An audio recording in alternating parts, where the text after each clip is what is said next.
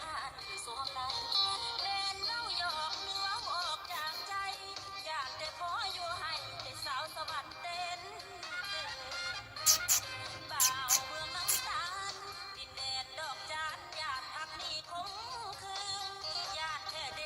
ญาติไอ้นี้หักอื่นญาติมีแฟนเป็นหมื่นขัดตาเพียนใส่น้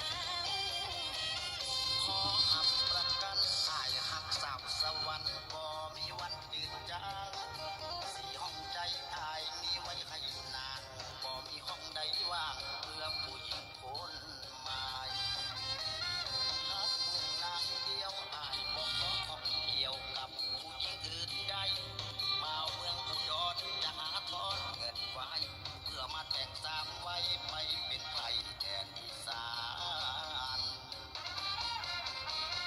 ถ้าหากจริงใจอายอย่าปล่อยให้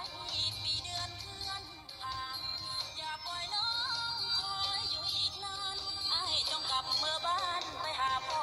หาแม่ไปเตรียมขันหมากทั้งสินสอดลงเรือลงแพ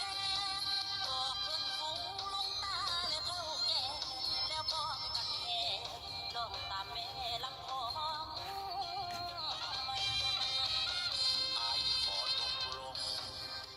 น้องก็ปลงใจคื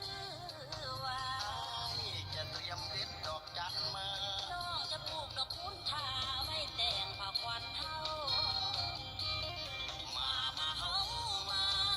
าห่วงเขาเสื่อมสายสัมพันธ์บ่าวเมืองอุดรสาวเมืองสวรรค์สองเข้ามาหักกันไปจนวันสีว่า